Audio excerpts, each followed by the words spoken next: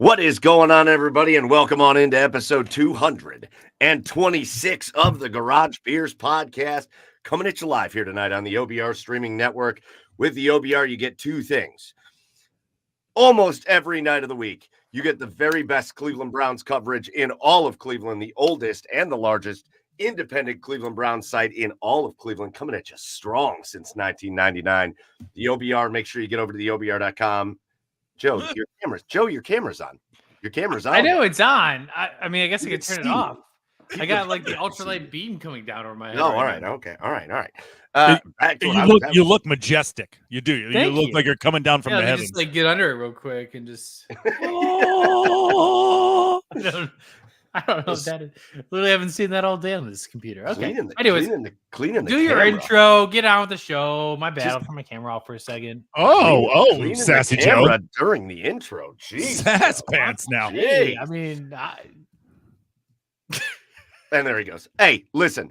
Just like I said, the best Browns coverage in Cleveland, and then on Tuesday nights here or anywhere, anytime you want to listen or watch us on YouTube or Twitch or anywhere you get your podcast.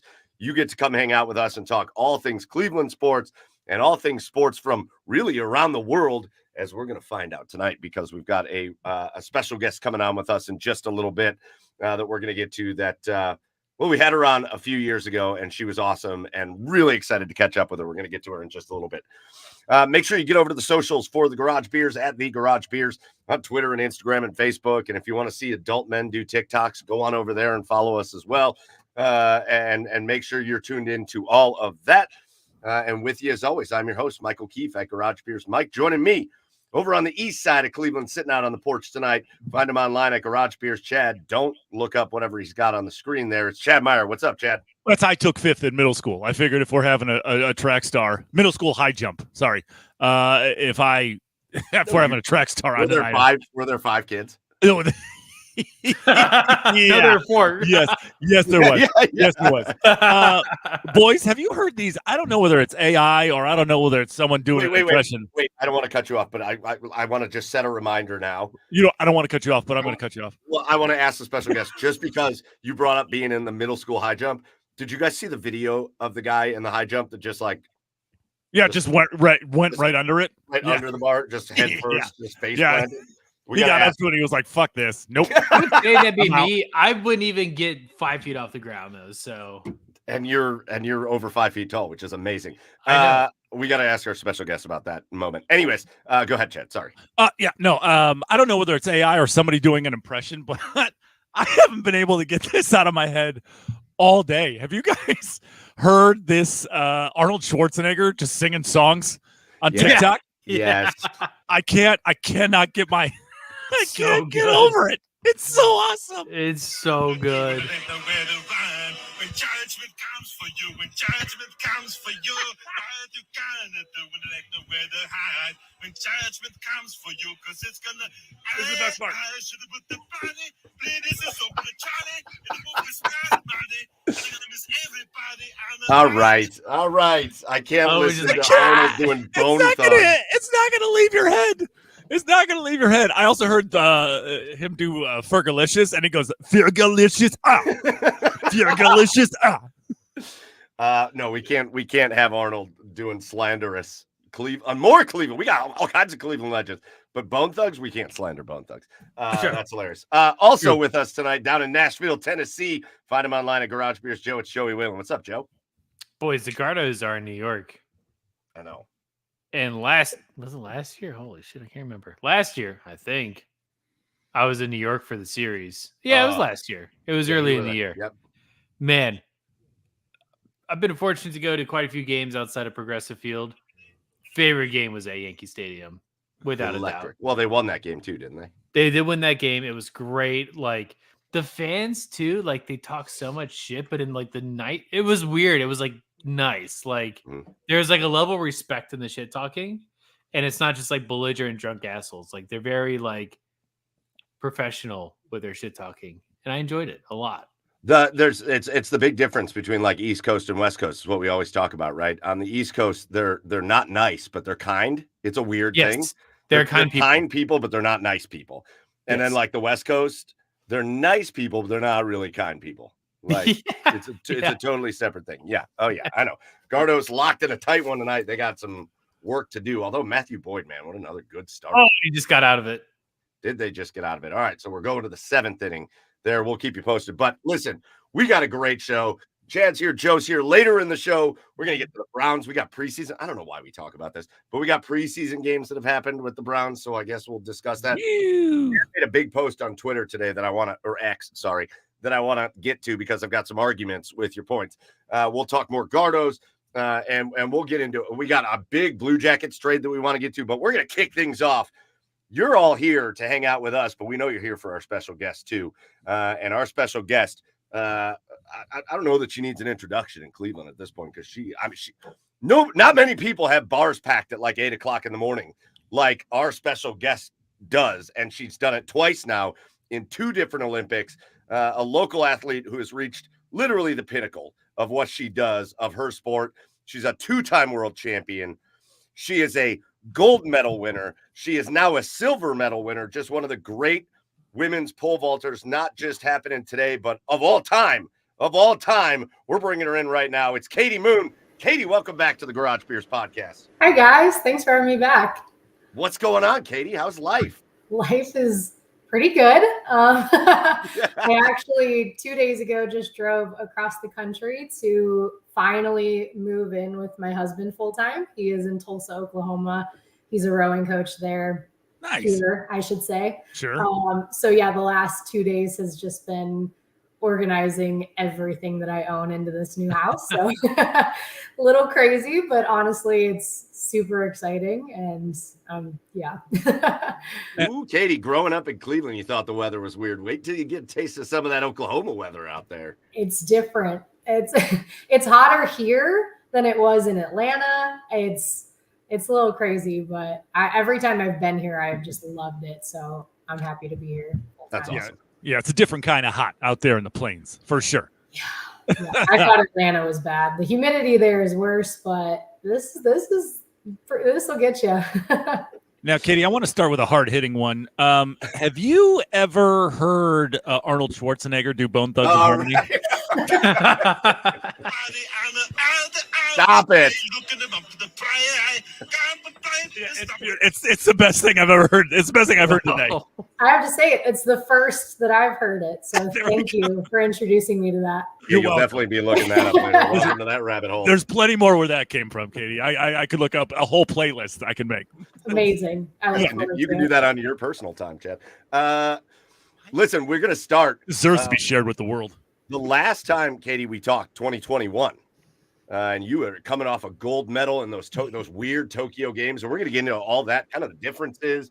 You got the Paris games, the Tokyo games. I think this is probably more a bit of a normal situation than Tokyo was, and we'll get into all that. You obviously got married. You've won a couple world champions. You've done a lot of stuff since we last talked, so I feel like been busy. the first thing we got to do.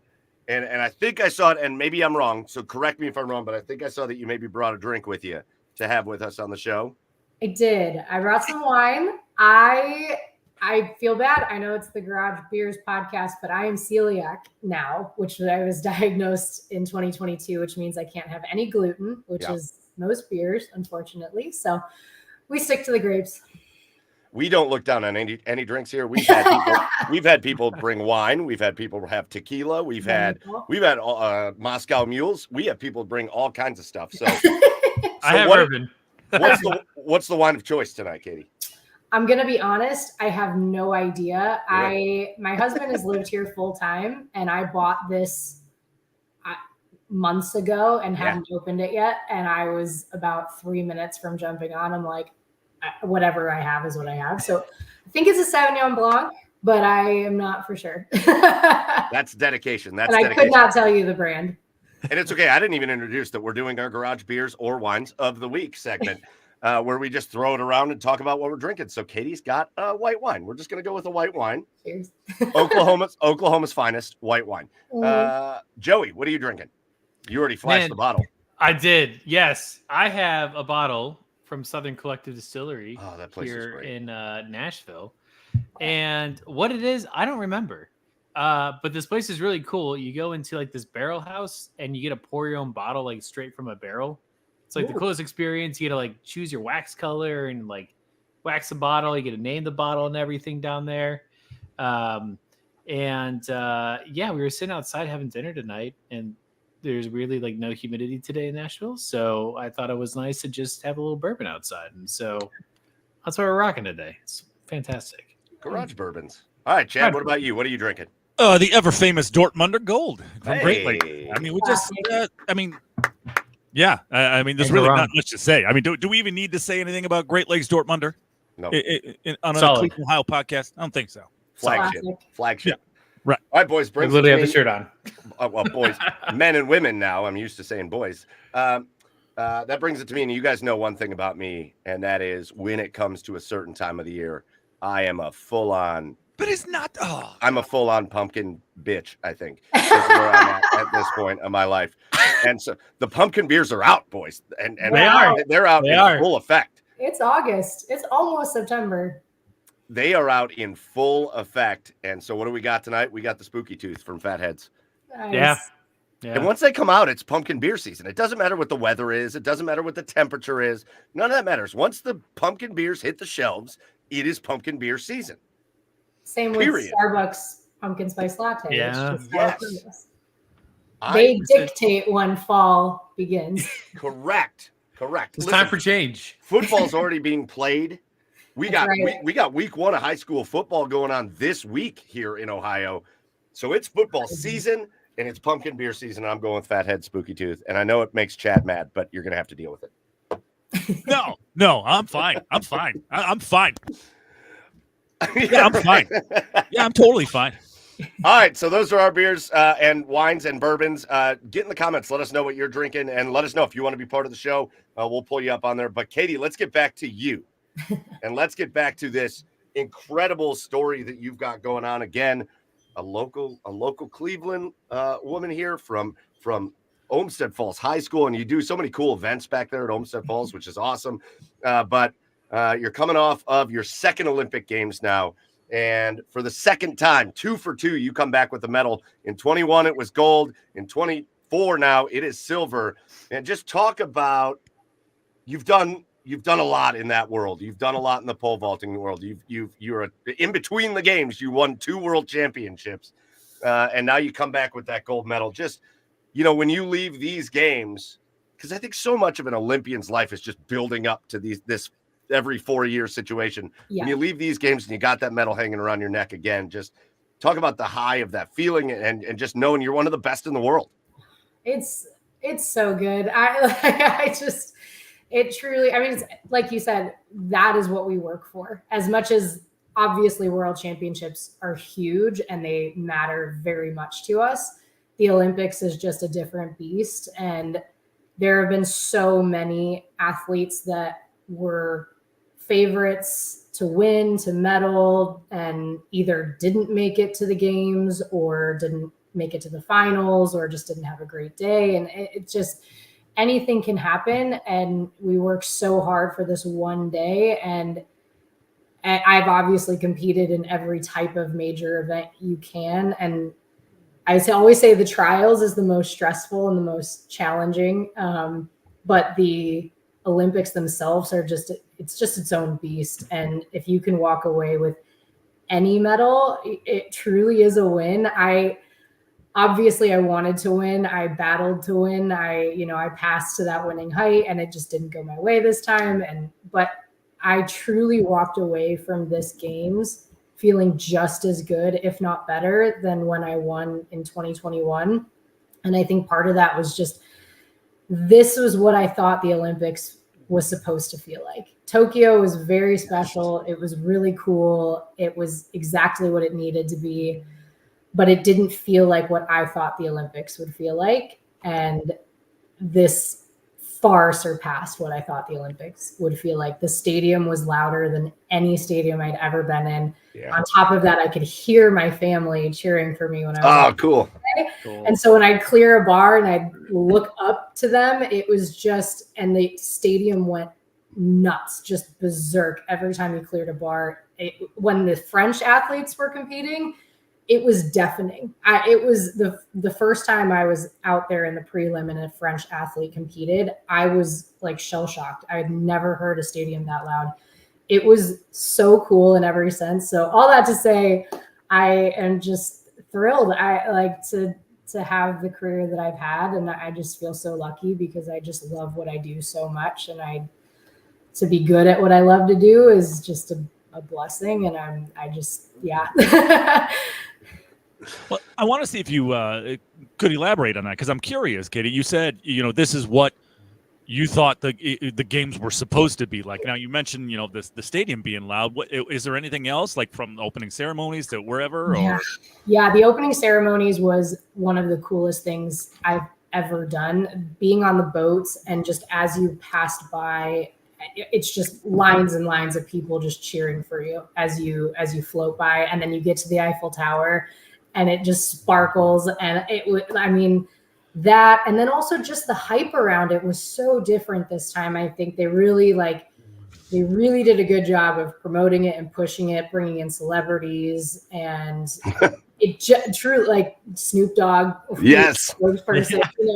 You just felt like this was bigger than anything I had ever been a part of, and it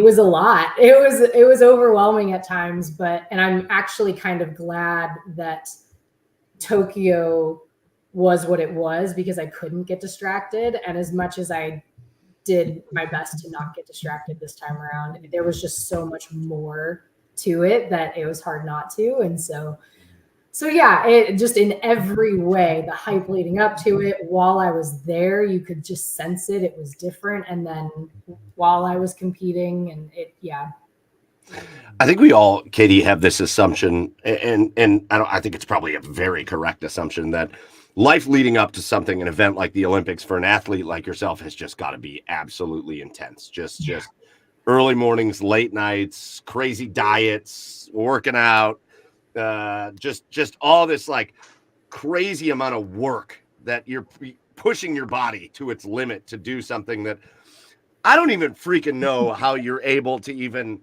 I would be so scared the first time that that thing would just pop me right in the throat and I'd just be out. But here's the question that I have.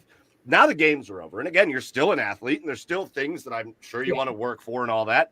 But like, there's a few weeks after the Olympic Games, maybe a couple months after the Olympic Games, the things that you worked so hard for.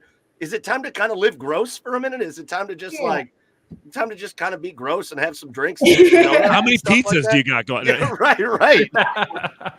Yeah, what's interesting is I think I found a really good balance. I am not as crazy strict with my diet as I think people would assume. And I think it's just because I found a really good routine with how to eat. And on the weekends, if I'm going out to dinner, I will indulge. And if I'm very much the 80-20, where it's like, give yourself the chance to, have dessert or have a glass of wine, or, go out with your friends like that. I still do that, but I just know how to pick and choose my battles. So with obviously the Olympics coming up, I wasn't, I'd maybe have a glass of wine at dinner, but then it wasn't like going out and having several kind of thing.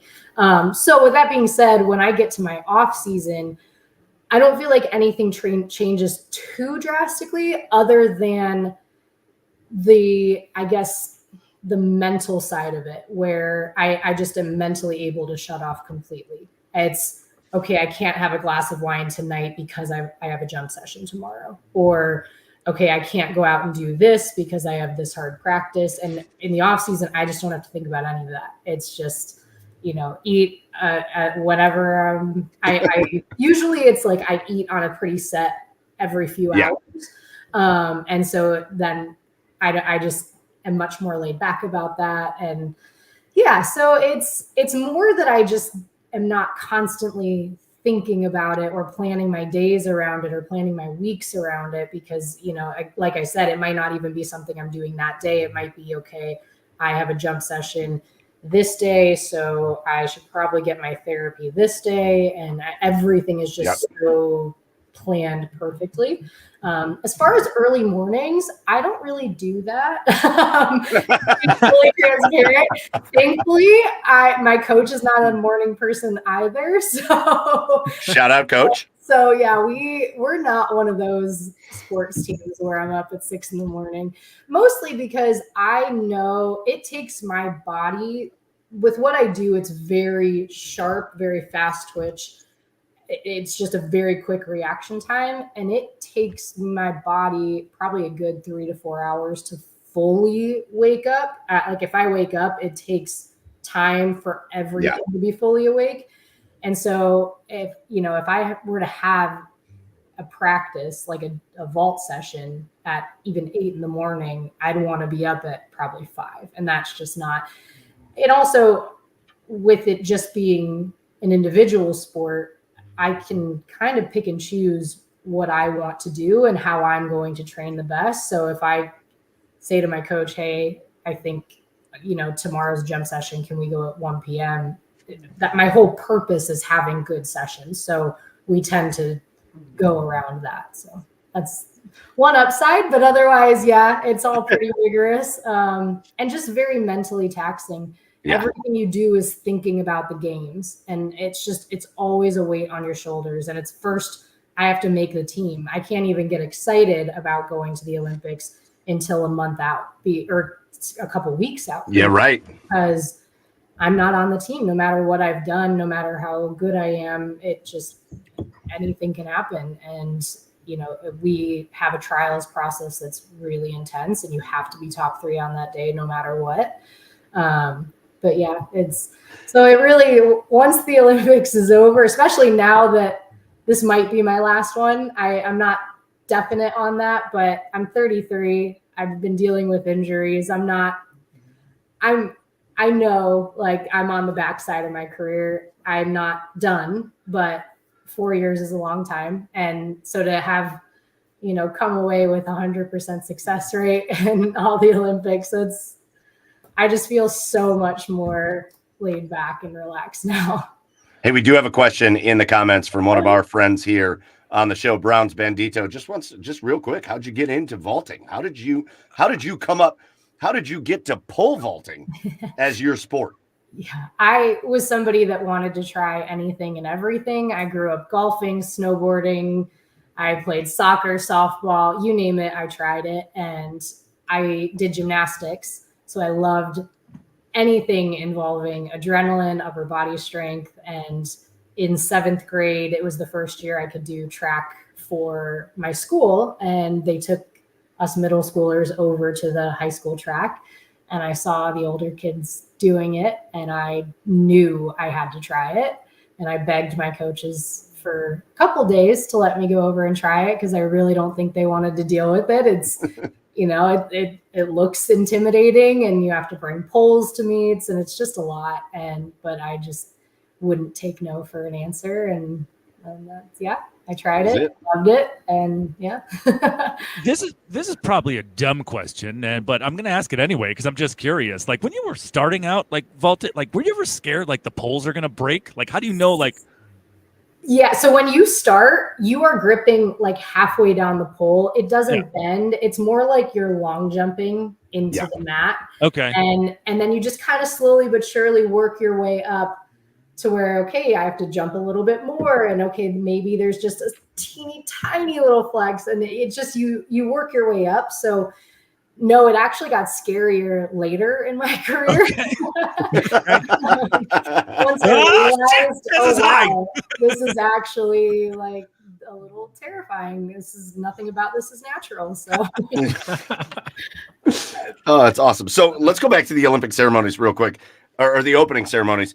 And I don't know that this even was at the opening ceremony, so I should maybe take that back. But really famously around these parts here in the Cleveland area, Katie, after you win the gold medal in 2021, you pull just the best move ever.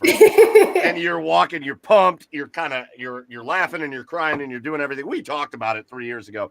Then you look into the camera and you say, what? You say, Cleveland, this is for you. And it was amazing. People went crazy here. Well, fast forward now, and I think, if I'm not mistaken, I think I saw a picture of you and LeBron. Yeah. And I don't know if you guys have met before this Nope. or any of that. So you just first met him at this Olympics this time. Yep. That had to have been pretty cool for LeBron James to meet you and realize where he got his inspiration even before he knew it.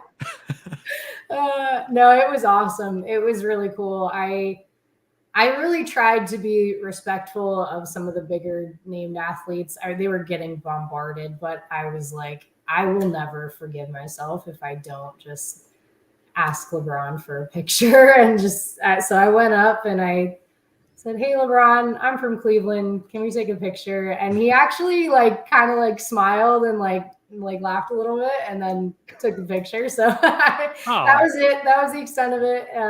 But it was pretty cool because he just is Cleveland sports.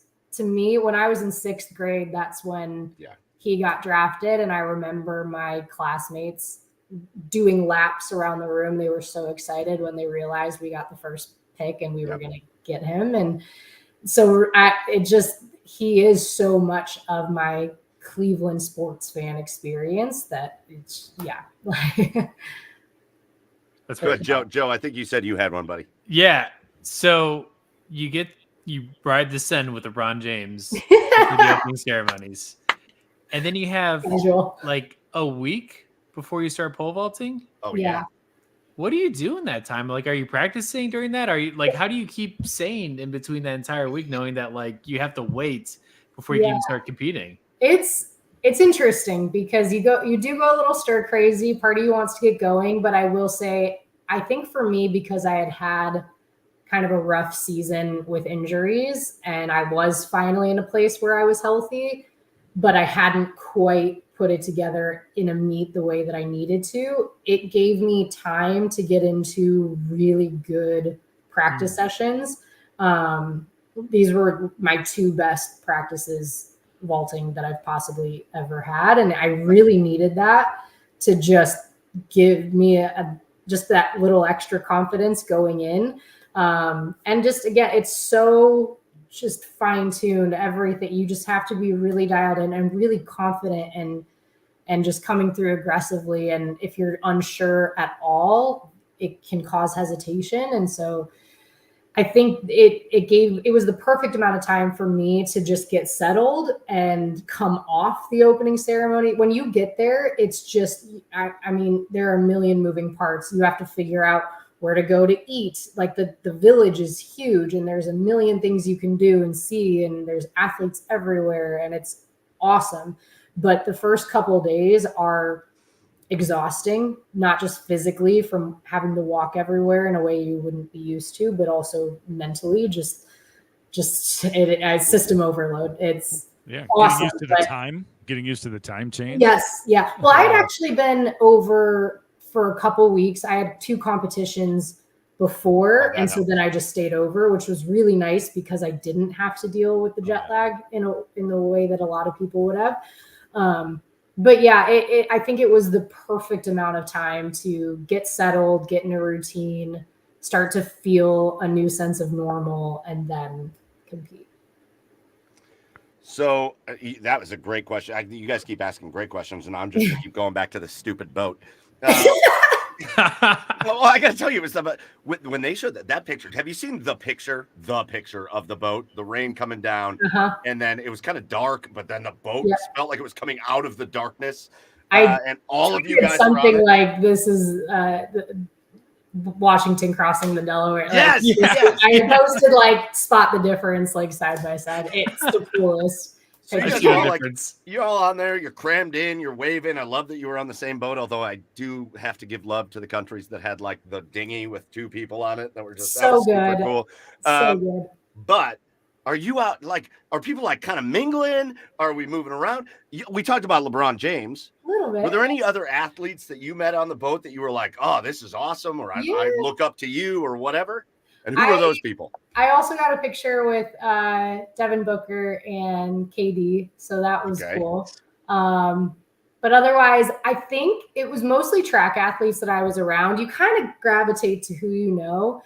And I think the basketball team had moved towards the front because, they were doing the flags. But, I saw from a distance the women's basketball team, Brittany Griner, Aja, like just people that and recognize. And it's cool. But I will say you wanted to find your spot and stay there because we knew that, okay, the cameras are going to be on this side. The Eiffel Tower is going to be on this side.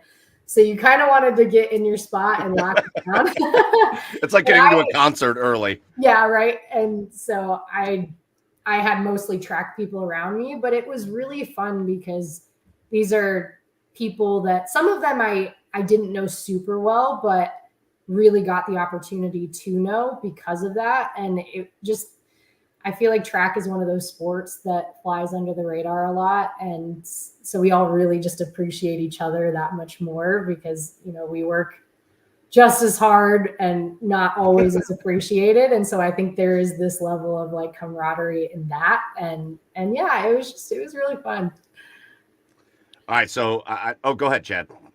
Oh, I had another dumb question. I think I read somewhere that you guys were sleeping on cardboard beds again, like in Tokyo. Yep. Is that true? Are those comfortable? Like what is that? Yeah. So the frame is cardboard. Okay. And the mattress is not cardboard. But it is very firm. But what I will say is I don't know if they were different than Tokyo, but Tokyo, I had a really hard time with the bed. I just felt like my hips could never sink in. And as a result, I was just really tight in ways that I wasn't normally.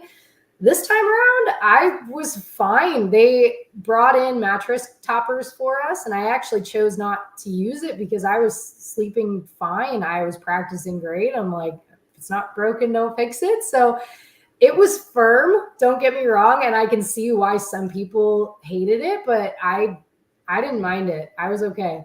What are they so worried about? What are we doing here? Like, did I miss something? Was there some epidemic like before these last few Olympics? Was there some epidemic of like Olympians getting real freaky at the time? Like, you guys got stuff to worry about over there. Can we get you a normal bed? I really think it's more for them to recycle and claim that it's, a green Olympics and that they're not wasting anything. But to that point, they wouldn't give us air conditioning for going green, but all of the federations brought in individual air conditioning units for each room, which are going to end up in a landfill somewhere. So I don't know if they thought that one through, and we would leave them on all day long. So it really, I think actually energy wise used up so much more than if they had just installed normal. Guys, I can't in this. All right, I'm going to the Walmart in Versailles. They got window units on sale. They probably do. Yeah, you might have to get a converter for the plug, but it'll work just great. God knows they couldn't donate the beds somewhere if they're not going to stay in those locations. I'm sure there are people that couldn't use beds. All right, I've got some quick hitters because we're not going to keep you here forever. Oh, you're good.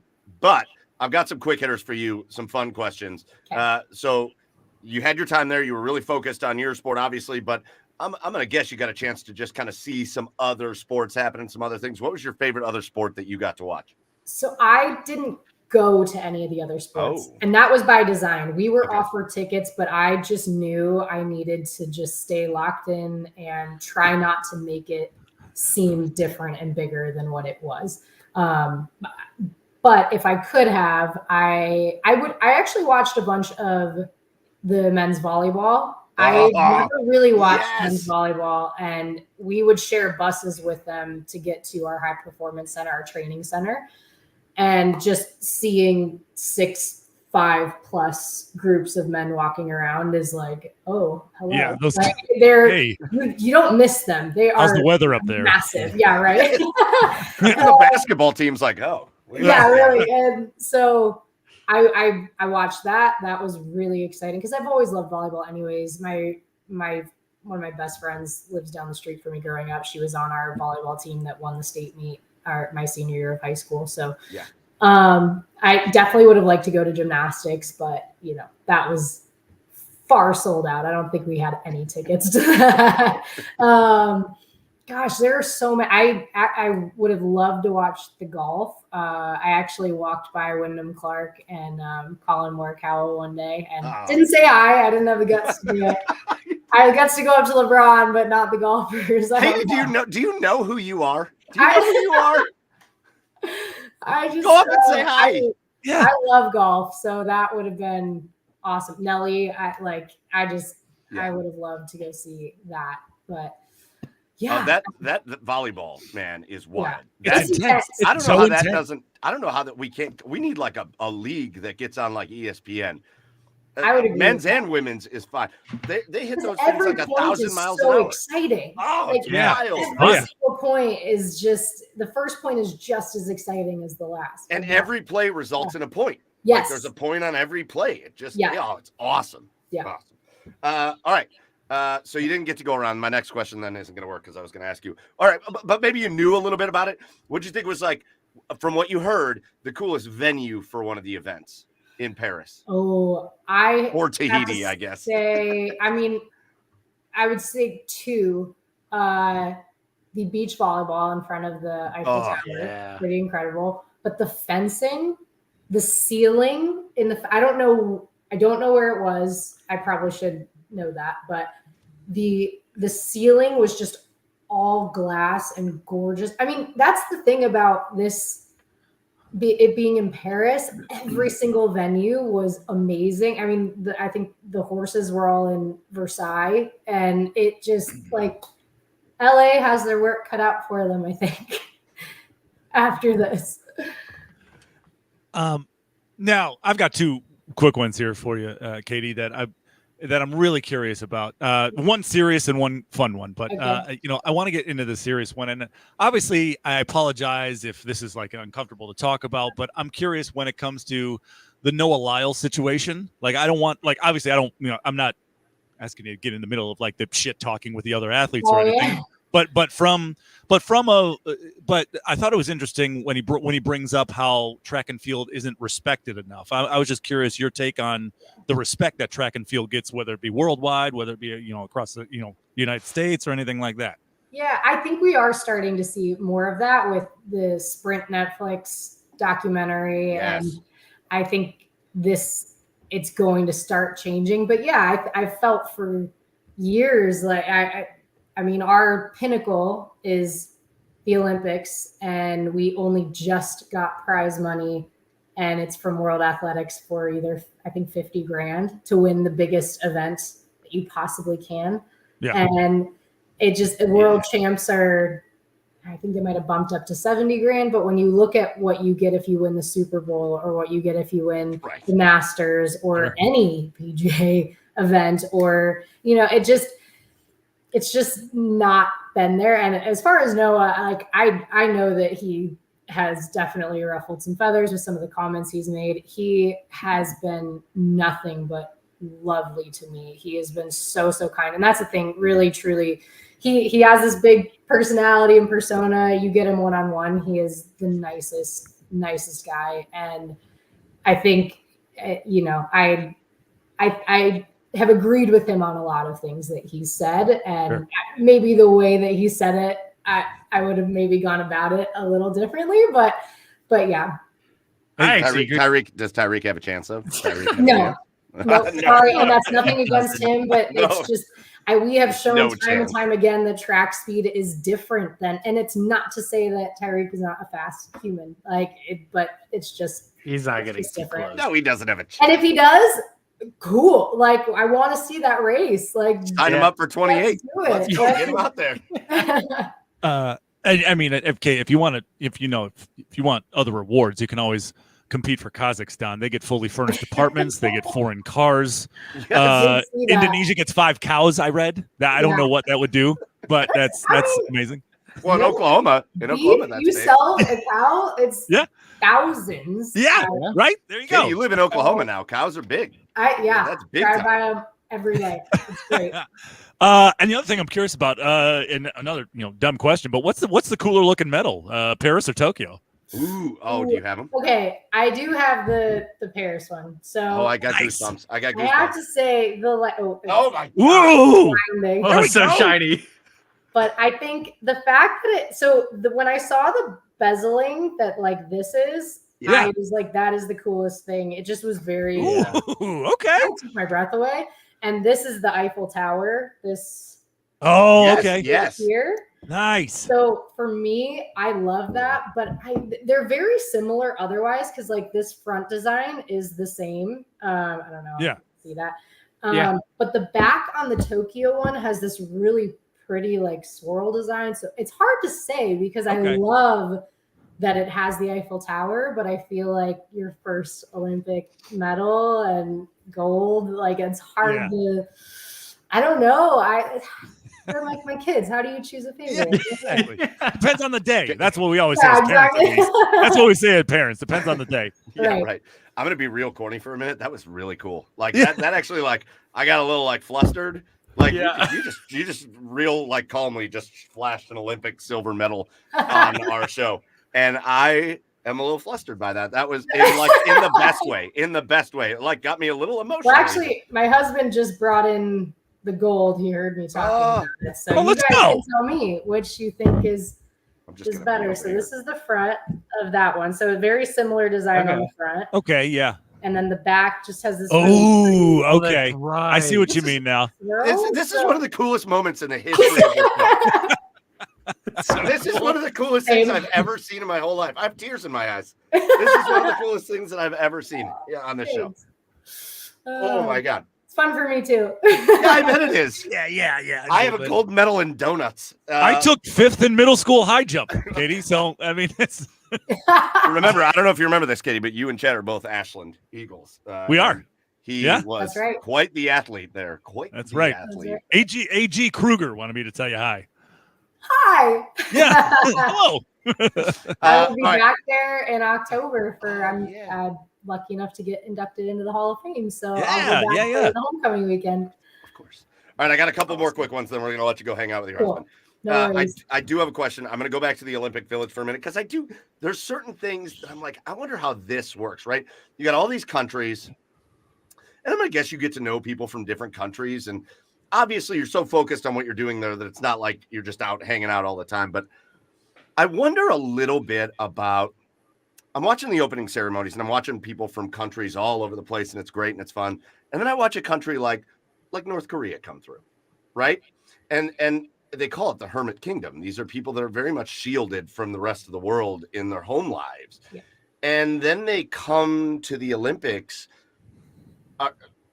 It may not be North Korea, it may be other places, but that's the one that I specifically think of. I don't know if you even know this, but do they get to like be a part of like everything? Do you like talk to them? No, I just remember seeing the boat pass and the collective group was like, oh yay, they're here, like they get to be here. And right we were all rooting for them, like genuinely, because it's like it's just what they go through is tough. And I don't know all the ins and outs. Like for example, I heard about the Brazilian, was it a swimmer that they left the village and got kicked out? We didn't have those rules. I was in and out.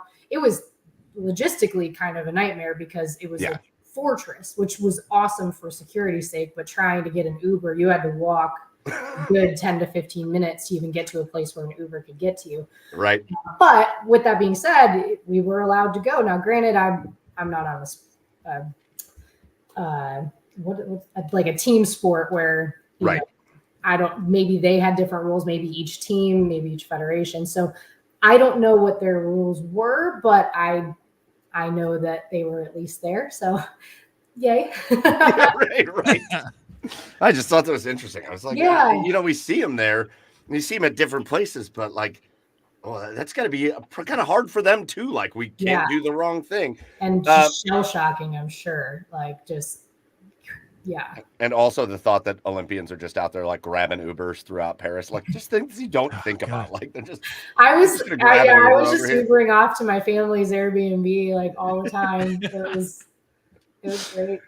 All right, I got one last question for you. If anybody else has anything, fine. But you talked about this. You don't know, but you're also an athlete, and you're an athlete who's made it to the highest level of where you've gotten, and you're at a point now when it comes to women's pole vault that you've done something that only a couple other U.S. Olympians have ever done, which is win 2 Olympic medals in the pole vault. So you have a competitive streak, obviously, because you've been an athlete since you were a kid here in Cleveland, right? You've got the competitive streak, but you've also got other situations going on in your life, and obviously we see people compete to all ages, so I don't want to do that. But like, No, that's okay. Yeah. but like, how much is the draw of like? Do you think about like I could be the first and only at this point female pole vaulter from this country to ever win 3 Olympic medals? It's definitely enticing. I'm torn because that part of it absolutely drives me. But I also feel like with how I felt all this year, just with my Achilles being an issue, I know that I'm at a point where that is going to start becoming more and more. Once you get older and injuries become a bigger deal and more frequent, and I obviously do everything I can to avoid them, and prehab and rehab and all of that. But this year was really tough, and just every day showing up and being in pain or just wanting more for my body, and it wasn't giving it to me. And so all that to say is I'm not done. I will absolutely go. I'm just basically going to take it year by year at this point. Yeah. Next year is a world championships. I have the automatic bid for it because I won in Budapest, so I don't have to worry about trials, which is really nice. Obviously, I made this big transition here. I'm going to keep working with my coach, but from a distance. And if there was ever a year to make a transition like this, it's when you have the automatic queue. But we'll see. We'll just see how it goes. We'll see if I'm still healthy, if I'm still enjoying it. I think for me, I will know when I feel like I no longer have potential to jump higher, when I know that I'm not going to be setting any personal bests anymore, or, obviously I've been very fortunate to walk away with medals from most of the world or Olympic events I've been to. I think if I would go in and know that I don't have a chance at that, it would be really hard to go. Once you've reached a certain level, if you're not close to that, I don't know that it would be very fun for me. So with that being said, it's not to say making a team isn't an incredible achievement, but I think once you've been winning medals and know that that's no longer in the cards for you, I think that's how I'll know it's time. Be a hell of a way to end it on U.S. soil. Yeah, and the fact that it's in LA is just so enticing. But yeah, I know that there's a very good chance this was my final Olympics, but I'm not saying no. It's not. I'm not done yet. So. Well, Katie, this has been so fun. We're gonna let you get back to life. One last question, because you're gonna no. One last question. Before I say goodbye to you, you're gonna. I got nothing to do tonight. You're good. You just stay on for our next segment. Yeah, so you're gonna transition us into our next segment. Okay. And that is how the Browns gonna do this year, Katie. Oh, they're gonna win the Super Bowl. Let's go! Come on. Come on. You were at. There was a Thursday night game. It was actually the most fun game. You were at that Thursday night game against the Broncos. I think Case Keenum started for the Browns, and Dearness Johnson ran for like 200 yards in that game. Mm-hmm. And I was there. And they put you over in the corner, and you were waving at the fans. And I was like, "Hey, over here, Garage Beers, hey!" And the people were looking at me funny. Awesome. But you say Super Bowl? You think Super Bowl? Is this the year? Is this the year it's happening? I hope so. It would be so great.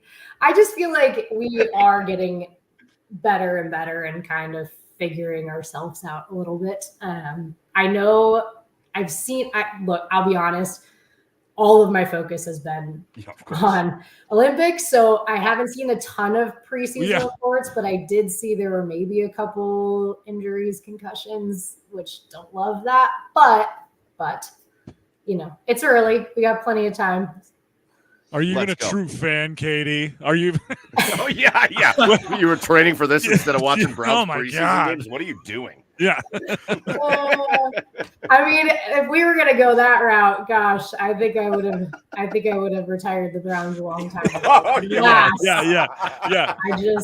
I just love them so much, and it will make it so much better when it goes well. It does. Well, it'll be It really makes fun it for so you. much more fun when we win. It'll be really fun for you week 1 when they beat the Cowboys, because you're officially, once you're in Oklahoma, you're in Cowboys country, and it's going to be really fun for you there. Listen, Katie, I don't know that I could say it better than our friend Zeke Dog here in the comments, so I'm going to let him kind of help wrap us up.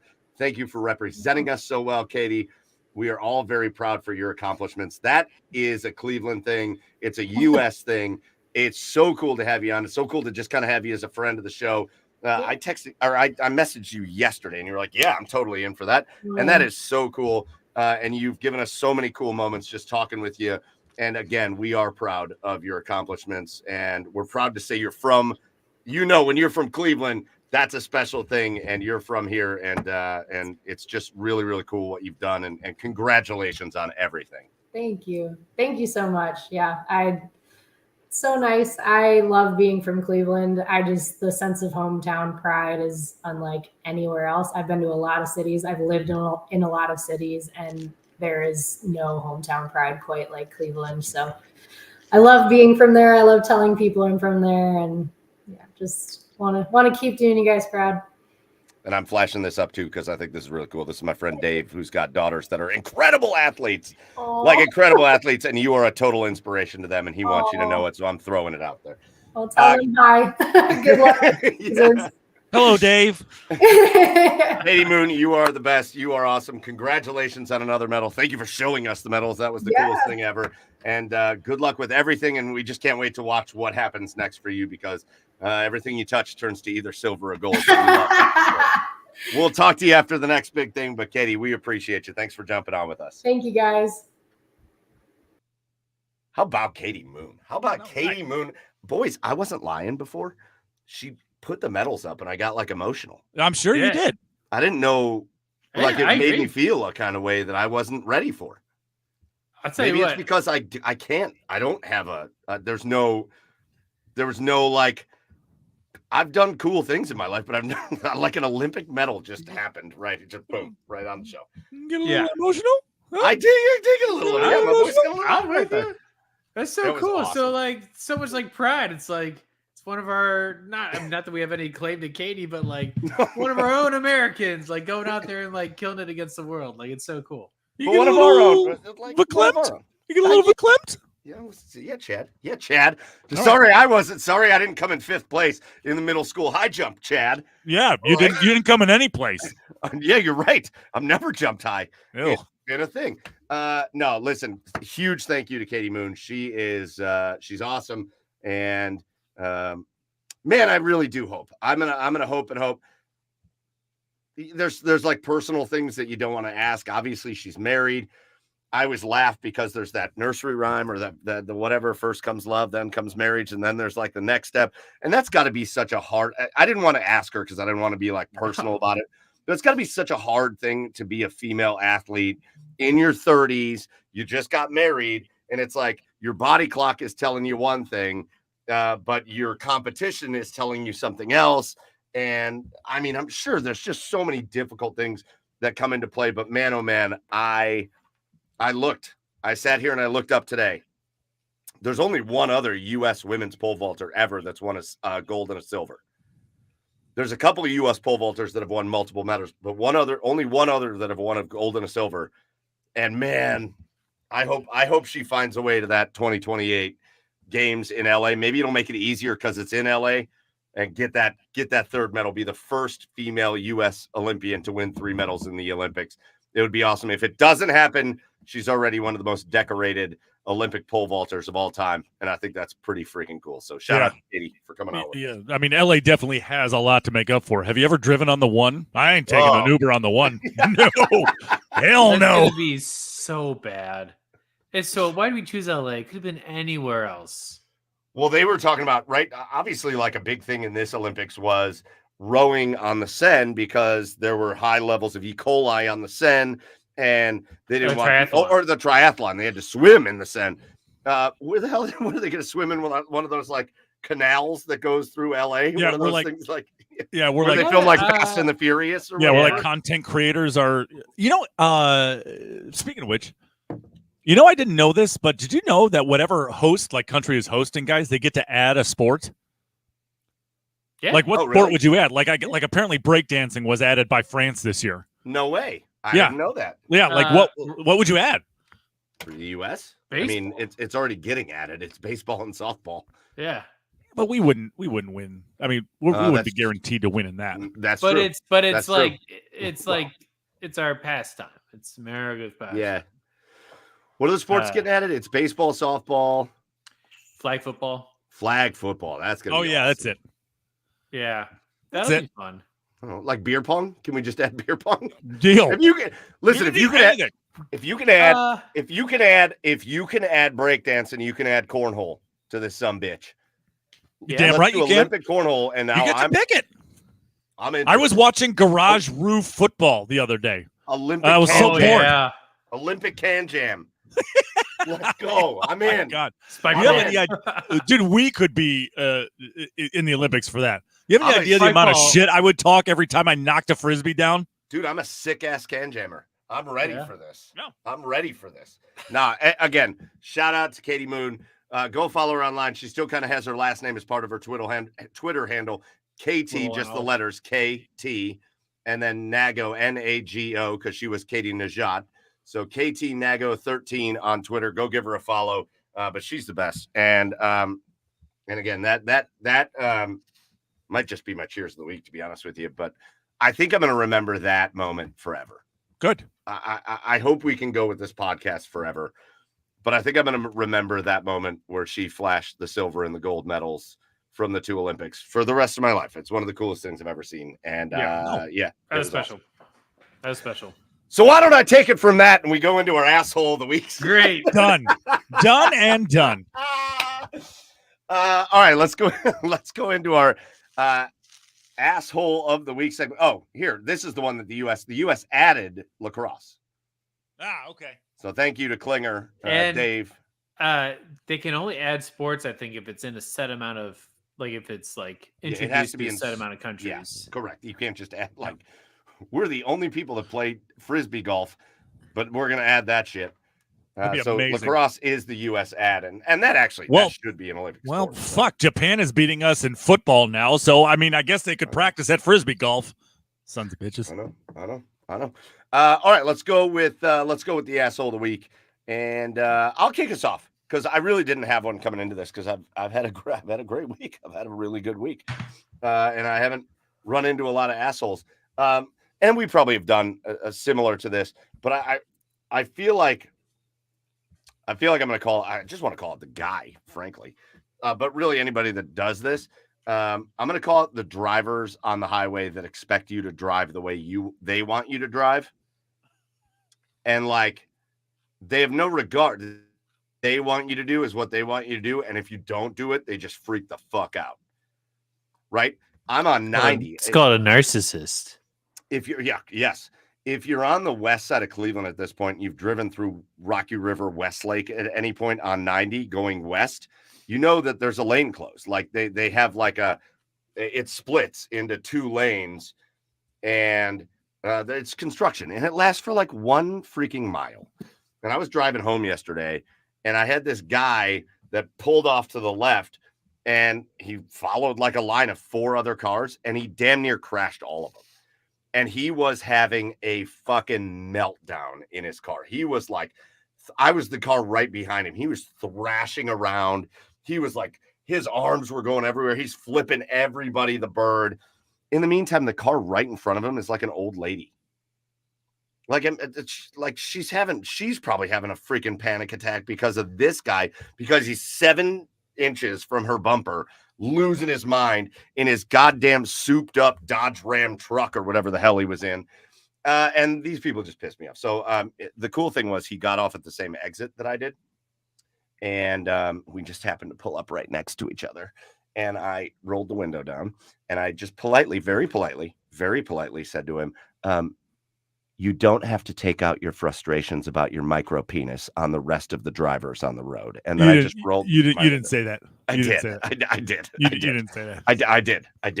I did. He looked like, you want to know what he looked like? He looked like, what's the fiance show? I don't believe you. 90 Day Fiance, 30 Day Fiance. Oh, please. I don't care. 90 Day. Is it 90 Day Fiance? Wasn't there that guy without the neck on that show? And he had the slick back hair. Yeah. He was real, like, he turned Ron into Jeremy? like a meme. Yeah. He turned into like a meme. Yeah. Well, he looked like that guy. He looked like the guy without the neck and the slick back hair. And he was not thrilled with me, but I just rolled my window back up and then drove home.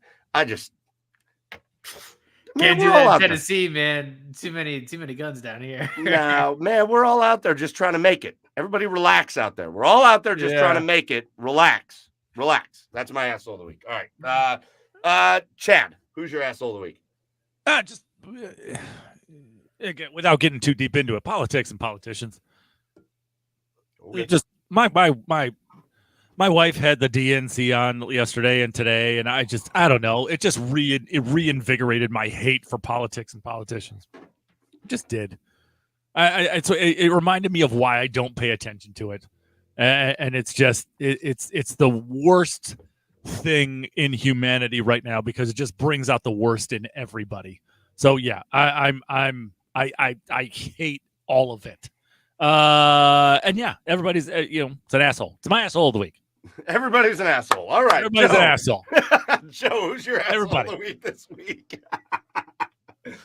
Damn, mine's not that deep. But like literally anybody who was like shit talking Noah Lyles about the World Champions of What USA comment. Are you kidding me? You're gonna give him shit for that? The NFL, NBA, MLB are champions of the United States and Canada. Nothing more. Absolutely. If it was a global sport, they would have teams in other places and play a World Cup style tournament. They do not. They're all centralized in the U.S. There's no requirements for nationality or anything like that or citizenship on the teams. So because of that, you cannot claim yourself to be a world champion of anything. Here's one thing I don't think you're thinking of, Joe. And I think tell me what I'm not thinking of. Like I think Tyreek Hill is kind of an asshole for being like, I could beat you in a race. No, you fucking can't. No, I would love to watch it. No, Tyreek would get smoked. But in those sports specifically, right? NBA, all the best players in the world play in the U.S. All of them. Really know of. Yeah, but they know of. Man, you got scouts. These NBA teams have scouts all over the world. They have them in Africa and Asia and Europe and Australia. All the best players in the world play in the U.S. Go to baseball. All the best players in the world play in the U.S. They literally risk their lives to come play in the U.S. You got players from Venezuela and from Cuba and from other countries that are literally defecting to come play here. But it's so different. Look at soccer. Look at the jersey you're wearing right now. Where do all the people from the U.S. play? From the U.S. national team? Elsewhere. Elsewhere. Correct. That's because soccer isn't like that here. But if you're in the Premier League and you win the Premier League championship, are you world champions? No. You win the World Cup. No, because there's other leagues in the world that are on the same level as the Premier League.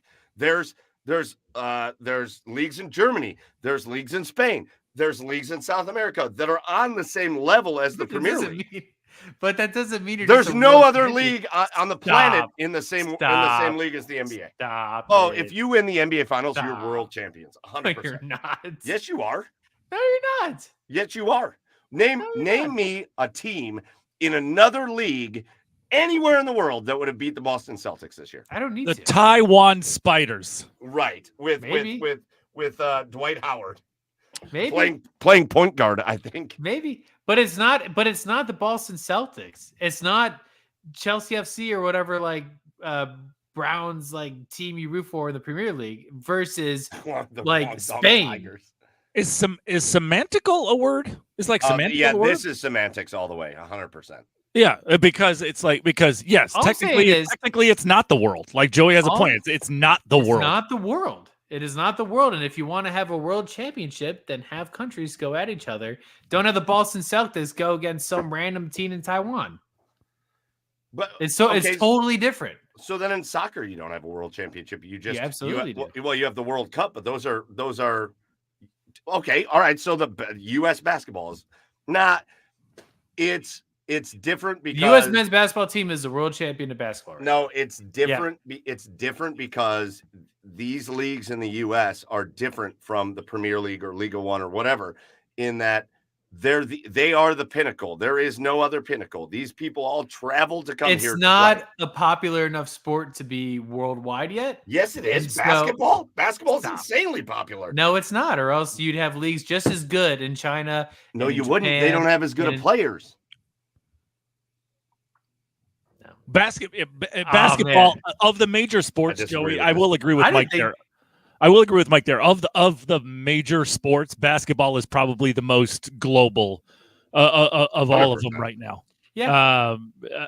But that still doesn't mean it's a world champ. I mean, if you wanted a true world champion, Boston would play. I don't know, Israel, some schmucks from Croatia, like but whatever. You're confusing. You're confusing leagues abroad with like countries, teams abroad. No. Yes, you are. See, no, what you're doing saying is why don't they play in other countries? No. It's because they don't have leagues that pay as much as the NBA does. No, what you're doing is conflating two things that don't belong conflated. You're saying, oh, they should play these other teams. What I'm telling you is these are the best athletes in the world all congregate in one place. That doesn't happen in soccer.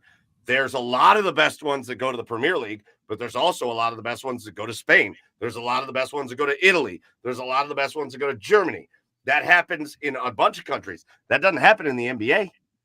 None of the best players in the world are like, I'm going to skip the NBA and I'm going to go play in China. No, they come and play in the NBA. None of the best players in the world in any of those sports that we're talking about say, I'm going to go play somewhere else. They come to the USA. That these leagues are global leagues. They're bringing people in from global locations, and it is the best in the world at playing. So if you win the NBA title, you're the world champ. 100%. 100%.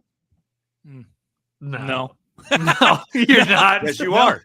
You're just wrong. I mean, you're just wrong on it. Well, you're not. You could say that, but everybody that plays the game would say it's a fact.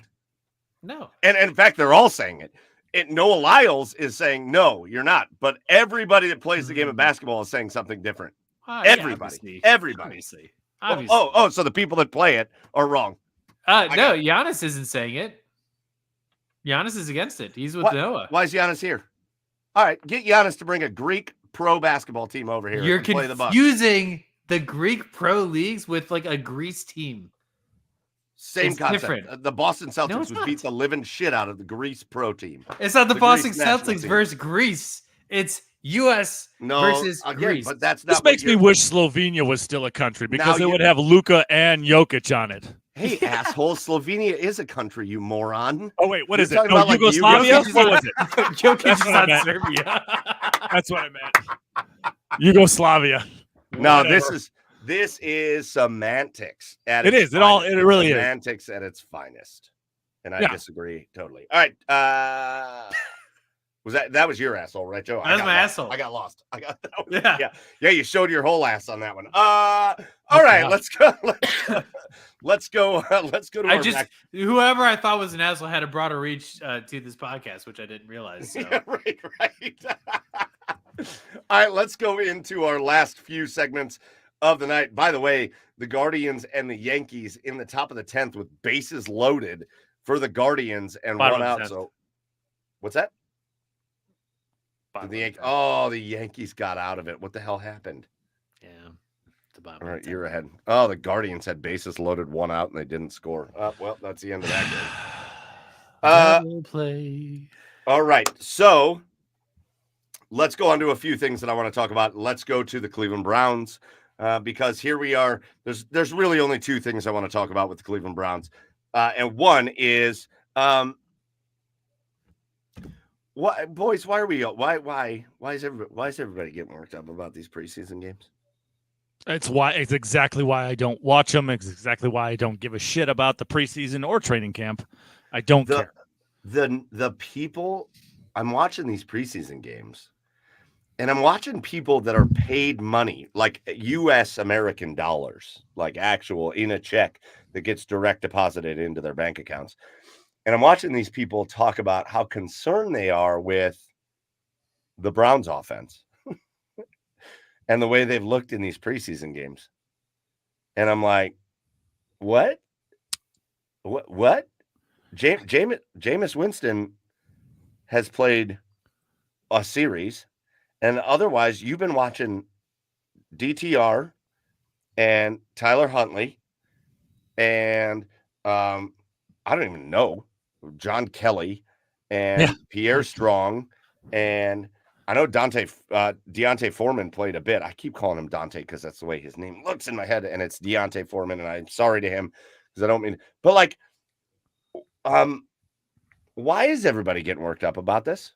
What are we doing here? What are we doing? And then the secondary part of my question is, what part of you thinks that Kevin Stefanski and Ken Dorsey and the rest of the crew is sitting there going, hey, listen, I know we're not playing. Look at Serge. Look at Serge in the comments just said the Browns had 39 players that didn't play. So basically, every starter and most of the backups did not play.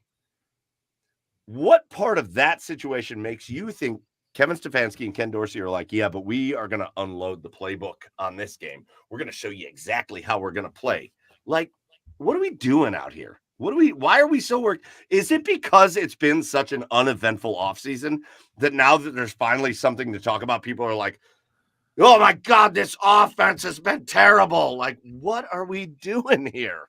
Oh, even with an eventful offseason, people just need something to bitch about. People need something to worry about. Browns fans need something to hang on to because it's just been that bad since 1999.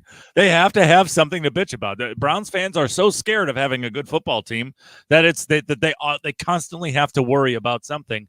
And this is it. But preseason games are for you to figure out the depth on your roster. That's it. That's really it. You have the outside of the dress rehearsal game. Preseason games are strictly for you to figure out who can be your second and third offensive line, wide receiver, running back, whatever. I don't care. I don't care. This is why I don't like. Oh God, like I said, this is why I don't pay attention to it because people just freak out about over nothing, right? Oh, DTR looked great. DTR looked poised. Why is DTR on the trade block? Shut up. Remember how good Josh Dobbs looked that one year? Oh man, once he gets traded, he's doing it again this year. I know he's the preseason hero. I saw a 49ers person on Twitter, I swear to God I saw this today, that said, are we sure Brock Purdy is better than Josh Dobbs? I swear to God that got said by a 49ers person. Stop. Brock Purdy's so good. Brock Purdy's fine. Solid. Brock Purdy is fine. Brock Purdy's fine. Solid. 727 times better than Josh Dobbs. Yeah. You know what? Josh Dobbs is going to get traded to the Vikings, win 1 or 2 games for him before Sam Darnold comes in for the rest of the season. Well, he knows the playbook That's his MO. from last year. That's his MO. I don't. If you want to win with Josh Dobbs, you trade him like the Saturday before a game. You start him on Sunday, and that'll win you a football game. That's what you do with Josh Dobbs. You know what this all leads back to? And it goes back to your politics point. It goes back to sports. It goes back to just the world. We live in an era. Champions. We live in an era where the exclusive thought in people's minds is, how do I sound smarter than everybody else? Right? Yeah. That's where we're at. The social media era is, how do I just sound smarter than everybody? How do I make a point that's better than somebody else's point? How do I sound like I'm more knowledgeable about a topic than anybody? And you're not. You read one fucking thing online and you were like, I got to do this. Or you react. Everybody just reacts to things in a way that's outrageous. If this was like the 80s, do you want to know what we'd be saying about the Browns? I want you guys to all think about that. If this was the 80s, what would we be saying about the Browns right now? Holy shit, this could be the year. Yeah. This could be the year. Yeah. That's what we'd all be saying. Right. If this was the 80s, we'd be like, all right, we can push the Chiefs. We can push the Bills. The Jets are a bitch. The Miami Dolphins can't play outside of Miami. We're ready. we can push any of these teams. We would be saying that this offseason. We'd be excited. But I really feel like because like social media makes everybody feel like they got like a smarter thing to say about everything else, that we're sitting here critiquing the Browns offense after 2 preseason games in which most of the starters or backups didn't play. Right. Yeah. What are we doing here? Right. Because, no, exactly. Because you want to be right about the 52nd man on the roster. You know what we'd be doing in the 80s? We'd have our friends and family over at our house. We'd be eating dog bone cookies, and we'd all be excited as shit that the Browns were just on the field. Right. We wouldn't analyze it for 1 second. Actually, frankly, we'd have the game on in the background. We'd all be drinking beers, eating dog bone cookies, having some dip, and like kind of paying attention to the game, but that's it. But the era that we live in now is like, we got to dissect everything. Oh, it's so terrible. Right. That should have been my asshole of the week. What kind of dip? French onion? It can be your honorable. Any of them. French onion, buffalo chicken, both is good. Together? Yeah. Spinach artichoke? Depends on the kind of chip, right? Depends on the kind of chip. Man. If I got Ruffles, I want French onion dip. Quick draft. Your top dip. What's your top dip? French onion and Ruffles. Oh, the Guardians got out of the 10th. Buffalo chicken. The Guardians got out of the 10th. Buffalo chicken, yeah. Yay, buffalo chicken? Emmanuel Clase is the best pitcher in baseball, and he just got out of the 10th. With a runner on third with 1 out. I do love buffalo chicken. I do love that. I've got nothing bad to say about it. I think that's number 1 for me. But for me, French onion, I mean, I could have a can of hella good in about 10 minutes. But hella good. a bag of Ruffles and a thing of hell of a good is unmatched for me. Or whatever the grocery store's brand of like wavy chip is, that one is good too. Wavy chip, okay. Matched. I'm a simple kind of guy, man. I'm a Tostitos scoops and salsa guy. I just love the salsa. Yes. Huge salsa guy. I didn't even think of salsa. Salsa's great. Salsa's great. Yeah. The Tostito salsa is delicious. Trader Joe's though, great salsa. Great salsa. Trader Joe's. That's my 1-1. Salsas. I've got 2 more. Serge just put one that I love. But the salsa con queso that you can get from Tostitos, vastly underrated. You put that thing in a dish and microwave it for like 30 seconds or a minute, and it's hot, and you just do tortillas in that. Unbelievable. Microwave the jar. Serge says Velveeta cheese and Rotel. I don't know if Rotel is the same as Hormel, but we always did Velveeta cheese and Hormel chili. Is Rotel chili? I don't know. Oh no, it's Rotel's like a little like pico kind of thing. Yeah, it's like a tomato thing, right? Yeah. Is that for me? For me, it was Velveeta cheese and Hormel. Hormel is chili. Right. No, it's not chili. Yeah. Oh, that dip is wildly good. Rotel, also good. The champagne's not Corbel. No, I know that's not the same thing. All right, one more thing with the Browns, and then we'll get off of them. We got 2 more topics after that. Chad, you made a post today. Sure. And you and I have made similar posts, but I think we have different takes on it. So I kind of want to have it out with you, to be honest. Okay. I kind of want to have it out with you for a minute. Okay. I'm going to read your entire post, and then I want to have it out with you. I mean, you don't have to. Chad today says, I feel like I keep seeing people shocked that most predictions have the Browns finishing around 9 wins. And then Chad just says, how?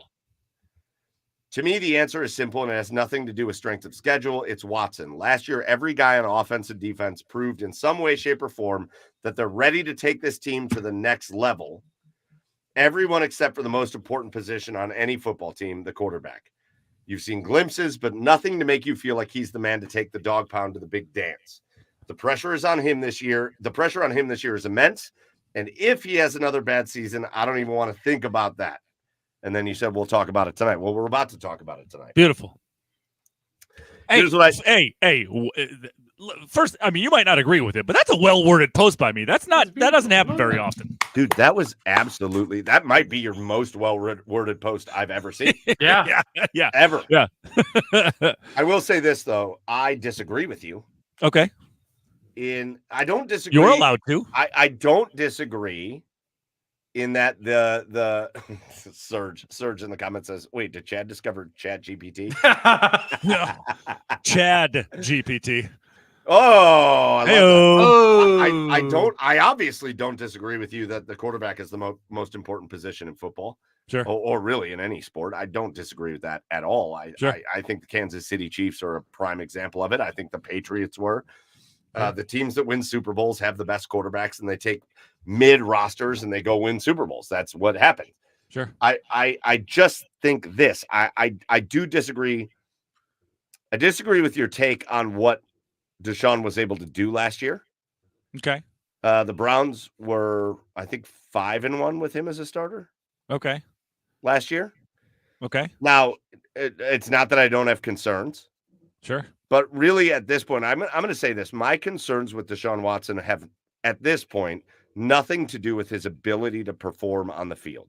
Okay. I really am not concerned with that at all. Now, where I do have a concern with Deshaun Watson is he going to be on the field?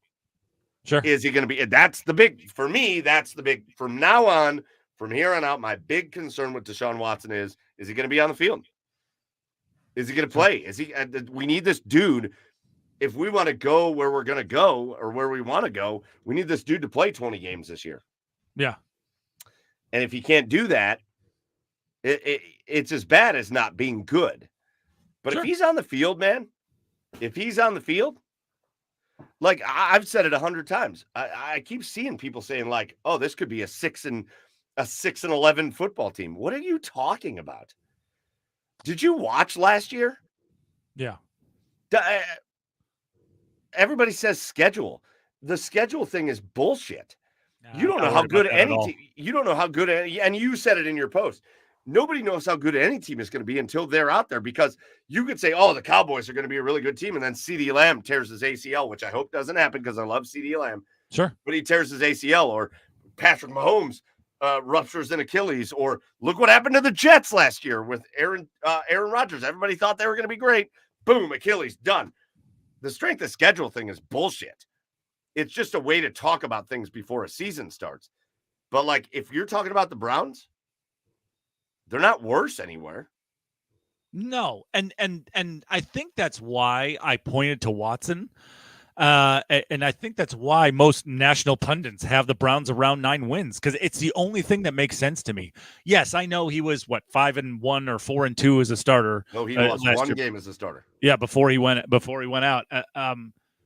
And I think what everybody points to is the Tennessee game, which he was great. He was great in that Tennessee game. He was great. But you could against tell, a good defense. But you could tell when he was hurt. You could tell when he got hurt in that game.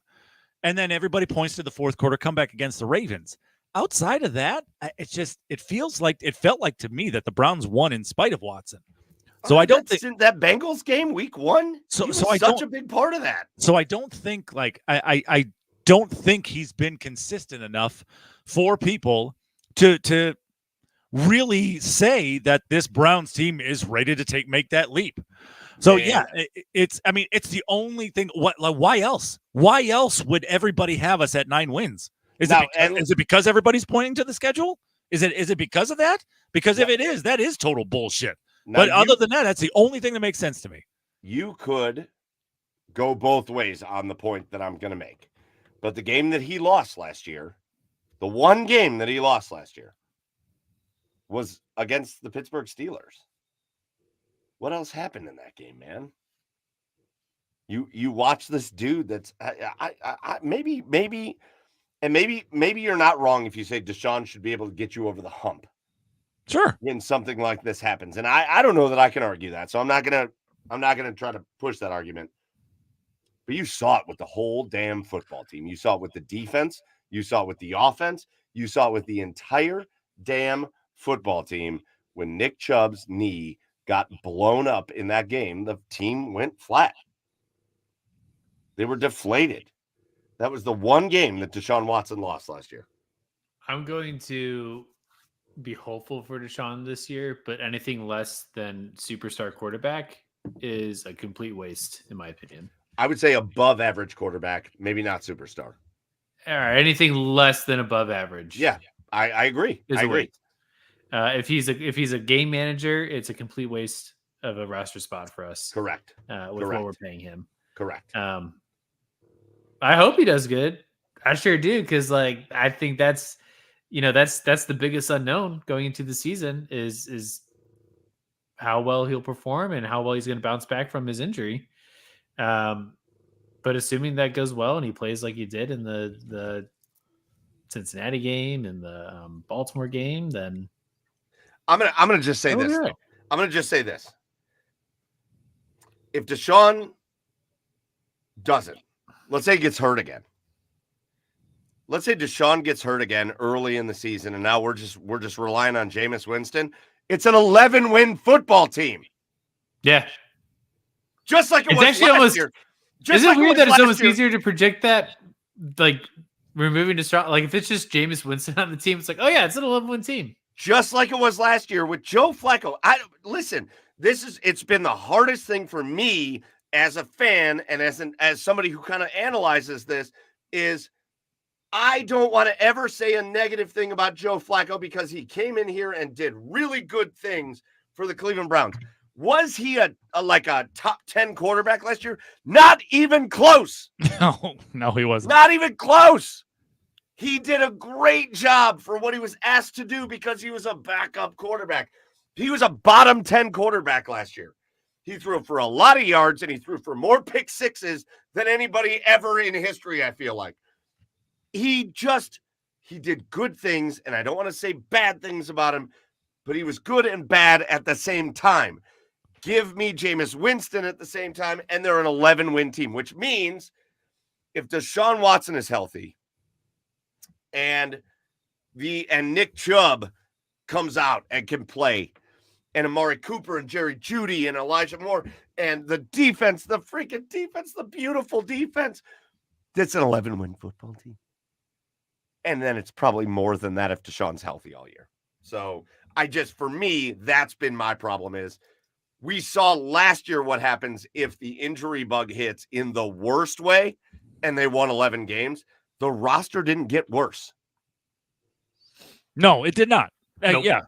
And again, that's why I play. And hopefully he proves me wrong. But I don't even know, to be honest with you, I don't even know if I actually feel that way because I do feel like I have faith in Deshaun because when he is out on the field, he can perform. But I guess the point of my post is why are these people pointing to this Browns team saying that they can only win 9 or 10 games? I guess that's it. Like, I don't know if I truly feel that way because I have hope, but it's the only thing that makes sense to me. Right, that is that people do not have faith in Deshaun right now. And sure, part of that could be performance, but also the other part is definitely the injury bug. And he really hasn't been on the field on a consistent basis over the last 3 years. So, yeah, I think that's part of that. I think that's the reason, at least the only reason in my head, that people think that this Browns team isn't going to be as good as last year. And listen, maybe they're just not. I mean, my favorite thing about like the analysis side of it, and my favorite thing about people who really dive in to the team is maybe they're just not, and there's no real explanation for it. Yeah, maybe a guy just isn't as good next year as he was last year. Maybe they don't make the right play call in certain areas that they did last year. Maybe they're just not. And there's no accounting for that. But if you're sitting here previewing the season, which again, Serge said, all that being said, let's play the schedule game. And we will. But the schedule game's fun on this show. We have fun. And we'll get Cameron Justice on here, our good friend. And we'll do the schedule game as we've done every year. But like sometimes there's no analyzing it. If you want to put real analysis into it, if you're going to really analyze this team, you can't say they're going to be worse than they were last year. You cannot. No, I totally agree with that. Totally. All right, so I'm going to take a quick break here. Chad, you and I might go another like 15 minutes, but Joe, I know you got to run, dude. So, hey, real quick, dude, cheer of the week. Cheer of the week? Yeah, Katie DeJohn, man, for bringing in the medals, dude. Like, I don't think there's been anything better that's happened this week. It's just Katie Moon. incredible. That's Katie Moon. That's Katie Moon. Katie Moon. Or Nichelle. That's bitch. cool. All right, Joe. anyways, that was incredible to see. Very fun. And that was a great guest to have on. That was a good time. Dude, love it. Joe, we'll see you next week. But until then, go have a fun work meeting. Thanks. Bye. All right, Chad. He's on some sort of caper. Remember I said that? Yeah, right. He is a international thief, and yeah. he's working with Carmen Sandiego. He has several jewels in a case. All right, Chad. I got two more topics I want to talk about, and again, I don't want to go super long with this, but I do want to do two more. Let's go to the Blue Jackets for a minute. Yeah. By the way, just to finish up the Browns conversation. Listen, I'm so excited for this. The next preseason game is this weekend coming up. It's 10 p.m. against Seattle. Yeah. I will be hosting the post-game show for that. Good for you. Why? I don't know. Yeah, idiot. I am an idiot. But I want you to join. I want you to hang out because it's good for the OBR. So come hang out at like 1 o'clock in the morning. I'm going to call Jack and see if we can get him up in England at like 6 a.m. to talk about things, even though he didn't even see it. We got one more preseason game left. Then we have an off week, and then it's go time. For the Cleveland Browns. So it is. There's a lot of discussions and arguments and all that, but the fact of the matter is it's go time. Let's get excited about the goddamn Cleveland Browns, and this could be the year. This is a roster that could bring it home. So let's do that. Chad, let's move on. I want to go to the Blue Jackets for a minute because huge news in Blue Jackets world that happened yesterday. Mm-hmm. And that is Patrick Laine, who basically said he wanted out of Columbus, and he made his opinion known. And you asked Don Waddell about it when he was on with us a few weeks ago. And you asked about just how they approach that and all that. And Don gave you a really honest answer, which I thought was great. Yeah. But the Columbus Blue Jackets make the trade. They send away Laine and a pick for a pretty good young player out of Montreal. But the Patrick Laine experience in Columbus is over. Just kind of talk about what your thoughts are. I mean, this was a deal that had to happen. Like, I know there was a lot of talk about people thinking that he, with his situation and coming out of the program, and he might have to start the year in Columbus to play his way into a trade because he wanted to showcase to teams that he's past his, whatever he was going through, and obviously that was not the case, and nobody really knew when it soured for Patrick Laine, because apparently he made it known that he wanted out before he entered the program. And it was kind of curious to see, but everybody wished him well, and and by all accounts, Patrick Laine was a model citizen when it came to the community, and when it came to his play on the ice most of the time.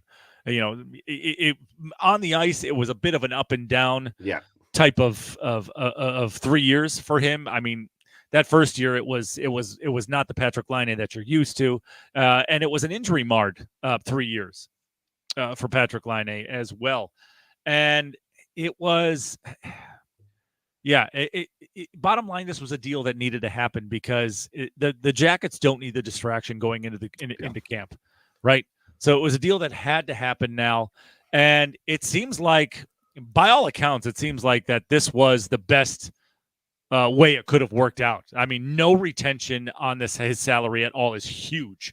And that is also the reason why they had to send a second rounder to the Canadians as well, to kind of sweeten the deal a little bit. So they could get that $8.7 million off the books. And I'll tell you what, they get a young defenseman back. They get some depth on the blue line back as well in Jordan Harris. And I if, by all accounts too, he's a pretty good young defenseman. I mean, he's not a superstar, but he's going to add. He can be your second or third pairing on defense.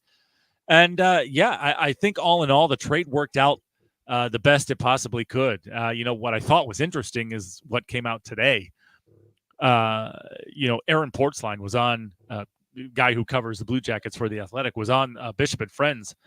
in Columbus saying, and we found out, and again, I would have mentioned this in the video I made, but this came out after the video that I made. It was, it came out that Aaron Portzline reported that there was a leadership council after his first year here, and it was between Cam Atkinson, Boone Jenner. He even named players, which I'm surprised.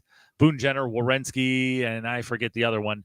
That they basically had a leadership council and basically came out and said, look, Patty and Merzlikins have to go. And as it turned out, those other players are gone now. Players are gone now, except for Werenski. So I thought that was interesting. And Boone. And Boone's still here, but it was it gave us a little bit of insight into where it soured for Patty, and that couldn't have felt good. And that coupled with some other issues that were going on that affected Patty's mental health. It was a deal that needed to happen, and it needed to happen as soon as he possibly could. Listen, there's two sides to this, and we saw it last year. And it was shameful the way some people talked about Patrik Laine and what he was going through. It was shameful. It was upsetting the way some of that went down. Having said that, it's okay to talk about the situation when it affects the hockey team. It's okay to talk about the situation as it affects the team on the ice, right? Versus the situation as it affects the man and the player, because nobody on this show would ever say we only wanted what's best for Patrik Laine. And frankly, to be honest with you, if that means not being in Columbus, okay. Right. I hope he goes and finds himself in Montreal. Oh, he's probably going to have a career year. That's what happens. That's what happens when guys leave the Jackets. It's fine. I hope he does. Yeah. I hope he has a career year, because that's not a Jacket. I think what always often gets conflated that doesn't need to get conflated is that's not a Jackets problem. Right. Sure. Because to be honest with you, he wasn't the guy here for years. It wasn't just 1 year and gone. It was several years. He wasn't the guy here that we thought he was going to be. And there's a lot that goes into that. And some of that is something you can't blame him for. Sure. But there's also some of that where you're like, all right, maybe you didn't really want to be here that much. And okay, so let's just move you on to the next place and just wish you well. That's how I feel about Patrik Laine. Let's wish you well. I certainly hope the mental health things I love that he is taking a stand. Him and his wife are taking a stand and doing positive things in the community about that. But at the same time, like, it wasn't working here. So it's okay to see you go. What I don't like, here's what I don't like. And here's the thing. And this Patrik Laine, to me, I saw people online saying, explain what happened to the Blue Jackets to me in NFL terms, or explain it in NBA terms. Here's what I don't like. Sure. Patrik did his press conference with the media yesterday. Sure. Why are you taking shots at Columbus? Maybe he didn't intend to. Maybe he didn't intend to, and maybe he can come out and say that he didn't intend to do that. But the fact of the matter is, he did do it. He came out and said, I'm glad to finally be in a place that appreciates hockey. Do you realize what happens in Columbus? What are you talking about, dude? I'm sorry. Like, I know he's been through a lot, and I don't begrudge him any of that. But it doesn't mean you could just come out and say whatever you want, whatever. And we got to be like, oh my God, but he's been through so much. He has been through a lot. But what are you talking about? We got the Blue Jackets are out here selling out the arena for a team that hasn't won jack shit in 25 years. What are you talking about? And you, and I'm sorry, but you did not help to turn them around. You didn't come in here and be the guy that we all kind of thought you were going to be. And I know there were extraneous reasons that went into that, but on the ice, you were not the guy that we thought you were going to be. So don't leave Columbus and then take pot shots in the media at Columbus. That is the bullshit. That, to me, that's the Kyrie Irving situation. Yeah. When he went to Boston, he said, oh, it's good to be somewhere that finally Oh, they know basketball. It's a basket. They appreciate basketball. Fuck off. And I'm sorry, but when you come out and say that thing, there's a bit of me for Patrick Laine that's going, fuck off, buddy. Yeah. This community and this team, and it's more than just selling out the games. Sure. And I know there were some really dumb comments made about Patrick Laine that got highly blown up and politicized, as they should have been, because they were really fucking stupid. But the majority of the Blue Jackets fans and faithful stood behind him the whole time he was here. We loved Patrick Laine. We wanted Patrick Laine to be a Blue Jacket. We wanted him to be a star with the Blue Jackets. Don't take pot shots at the Blue Jackets fans when you leave. Nonsense. Well, it's also a bit hypocritical on his part too, because if he didn't want to be here so bad, he wouldn't have signed an extension. Right. He signed an extension as well because he wanted to be a Blue Jacket. But yeah, no, I agree. I mean, and I know there's different takes out there on this, but I mean, there was still just no reason to even talk like that, to even mention, that's what I'm saying. To even mention Columbus. Hey, whatever the reason was, the inside scoop, and none of us are ever going to know, but whatever the inside reason was that you didn't want to be here, it's PR 101 when you leave a place. Obviously, I wish them nothing but the best. I had, some good years. But now I'm looking forward. Columbus, but now I'm looking forward. Yes. Yeah. No, there was no reason, because whatever your qualms were with the organization, they weren't with the city. They weren't.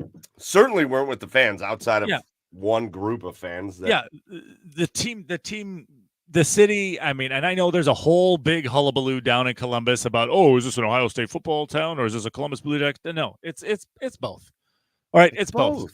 They it's would a Columbus Crew town. It's fine. You can have multiple things happening at one time. They sell out whatever sporting event that they go to, whether it be the Ohio State football, the Crew, the Blue Jackets. They pack the place. They pack the barns. They pack the stadiums. Pack the arena. So it's Columbus cares. Hey, there you go. Hey, put that on a t-shirt. Columbus cares. That was the. Oh, let's go. Lane Thomas just gave the Guardians the lead. In the 12th inning, by the way. It's a boot time, eh? That was the part for me where I went, wait a minute. I will stand by you through everything you've been through. I will stand by you through your mental health issues. They raised $10,000 for his charity. Hell yes. And I love that. I think that's super cool. Do not say a bad word about this town on your way out. Right. Do not say shit about the fan base on your way out. Do not say things like, I'm glad to be back in a place where hockey is number one. Hockey is number one to the Blue Jackets fans in Columbus and frankly in Cincinnati and Cleveland and in this region. Hockey is number one to those fans. Don't badmouth them on your way out. That's the bullshit that makes us want to say, wait a minute. We all stood by you through a lot of shit, and we did. And then you're gonna talk shit on your way out. Then maybe we made the mistake. That's the kind of thing that happens there. So just don't do that. Just listen, man. Patty, go play for the Canadians. And I hope you have 90 points next year. And I hope you are outrageously good. And I hope you're healthy all year. And I hope the mentals are feeling good. I hope you and your wife are in a great spot. I don't wish anything but the best for this dude. Don't talk shit on the way out. Don't do that. Don't do that shit. Right. Makes no sense. So anyways, I'm very excited about the deal for the Jackets. Yeah. I'm very excited about a new listen, we talk about it every year. The Jackets need better stardom and better depth on the defensive side of the ice. For sure. And they got way better on the depth side with this deal. Yeah, way better on the depth side. I really love what Don Waddell has been doing ever since he's come in. I mean, he's been trimming the fat and he's been signing the young talent. I mean, he's been keeping guys out of arbitration. Cole Sillinger should be done here in the next day or two. Keeping guys out of arbitration, trimming the fat, and yeah, I think this is just the start. This is. I know a lot of people are picking the Jackets to finish last in the Metro, and that very well might be. They very well might be, near the bottom if they're not at the bottom. But this is a roster shaping year for Don Waddell, and this is so. And this is just some of the moves that he needs to make. So yeah, I really like what he's been doing so far. I love it too. All right, so man, last thing, Chad, we're just real quick. We're Sure. at the end of August, basically. I know. And the Cleveland Guardians are still the top seed in the AL Central. The Minnesota Twins have come on pretty strong. Yeah. But the Guardians are still there. The Guardians have just taken the lead over the New York Yankees tonight in the 12th inning. And they still have runners on the corners with no outs and Stephen Kwan at bat. Let's go. So hopefully they can put up a couple runs here and they can close this thing out. But right. Wait, runners on first and third with no out. Is there still a ghost runner on second? Is it bases loaded? No, the ghost runner went to third. Oh, gotcha. Okay. Well, no, the ghost runner scored on the double, and now Lane Thomas is on third. So there's no more ghost runner situation.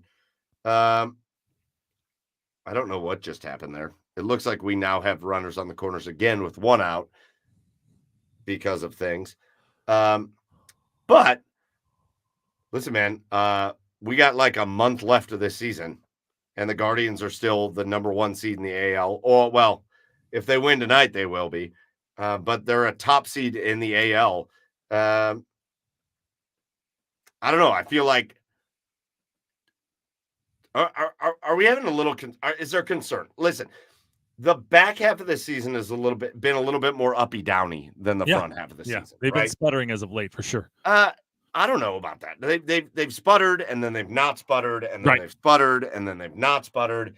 They've done a little sputter and then they've played really great and then they get swept. They go on a 5-game losing streak, then they go on a 5-game winning streak. Right. Then they get swept by the Milwaukee Brewers. Now they're in New York and they're trying to win some games. There's a little uppy downiness to the season at this point, but they're still ahead in the division. They're still playing great baseball. At which point do we get comfortable, Chad, that this is a playoff baseball team? If they keep this up, though, I don't think you can get comfortable. I mean, obviously, they're good. Obviously, you know they're playing well. But, I mean, you want them to be playing better than this going into the playoffs. So, I mean, if they start to get a little more uppy and a little less downy, I think that's when you feel comfortable going into the postseason. All right, fair. Right? I mean, it's a sports 101. You want your teams going into the playoffs playing the best baseball, playing the best football, playing the best basketball that they can. So, yeah, I mean, I would like to see them get a little bit more consistent on the road.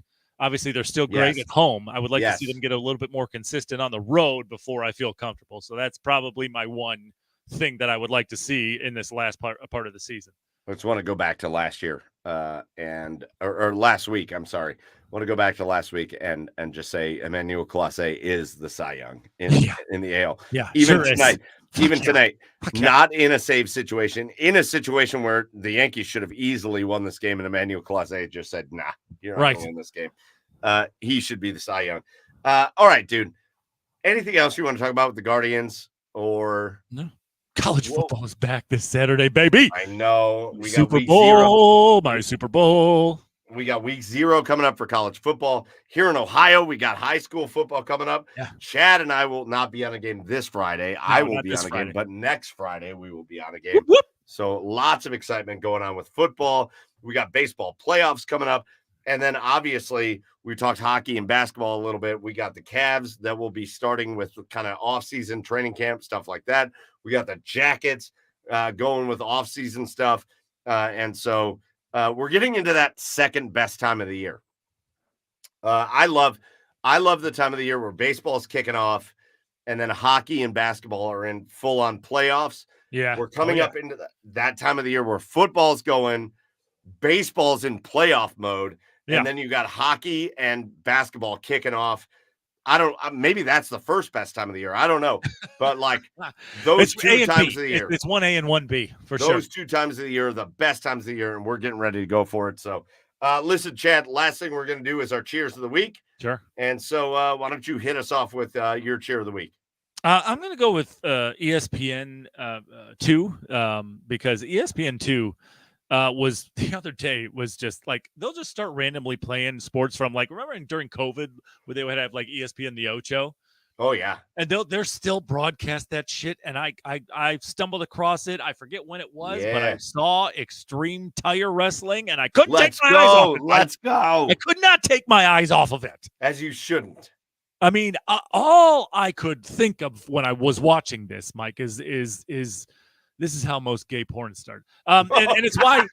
And let me tell you why. It's just an empty garage. Yep. With a bunch of dudes circling around 2 tractor tires that are stacked up, and no audience, no nothing, just an empty garage, a little bit of lighting, a referee, and this guy, the object is you have to stuff your opponent in the holes of these tractor tires. Yep. That's it. You got to keep your hand on the tire the whole time, and you have to get your ass in the tractor tire. Go on in. That's it. And I love it. I couldn't take my eyes off of it. It was amazing. ESPN Plus. Yeah. It got Chad all worked up. Damn right. And that's where I saw Garage Roof Football, which we could do easily. Oh, easily. We got that. Easily. Played that all the time as a kid. We're fine. Guardians up 5-3 now. Let's as go. Jose Ramirez with an RBI single in the 12th inning. And now we got Tyler Freeman up with a runner on first and second and 1 out. So we'll see if Freeman can double add play. on. Here we go. But Guardians have that extra run and extras, which is hugely important. For me, I'm going to do my cheers as just Team USA. Yeah. We had Katie Moon on, and she was amazing, and she deserves all the cheers. But Team USA coming out tied with China for the gold medals, coming out way ahead of everybody in the medal count. And just another great performance by a great set of athletes, whether it's track and field or gymnastics or volleyball or whatever sport. Team USA did us all proud again in Paris, and you bet your ass they're going to do it again in Milan for the Winter Olympics in 2 years, and they're going to do it again in 4 years in LA. And just my shout out to Team USA. Shout out to those men and women who compete for our country. We love that. So that's going to do it for us here on the Garage Beers podcast. Last thing we got to do is our thank yous. First of all, a big, huge thank you to our special guests. First and foremost, Katie Moon, Olympic gold medalist, this year an Olympic silver medalist, a 2-time world champion pole vaulter from right here in the Cleveland area. Katie Moon, absolutely incredible. A ton of fun to talk about. She says the Browns are going to win the Super Bowl this year. So we got to hold her to that. We got to hold her to that. Hey, listen, like I said, everything she touches goes to gold or silver. So it's going to happen this year because she said so. Big shout out to Katie Moon for joining us. Big shout out to everybody that joined us live. The comments were great. We appreciate you for joining us in the chat. If you didn't join us in the chat, you were just watching along. We appreciate you. And if you didn't join us live, but you're watching us either on iTunes or Spotify or iHeart, or you're watching us on YouTube or Twitch, we appreciate, we love you. You get a big thanks from us. And that's going to do it for us. Also, last big thank you to the OBR for hosting us. Get over to the OBR.com and the socials to get the best Cleveland Browns coverage you're going to get in Cleveland. Plus, you get to hang out with us. So get over and follow the OBR. That's going to do it for us here tonight for episode 226 of the Garage Beers podcast. For Joey Whalen down in Nashville, Tennessee, for Chad Meyer over in the east side of Cleveland, I am Michael Keefe. Go follow the show at The Garage Beers on all the socials, and we will talk to you next week for episode 227. Until then, cheers.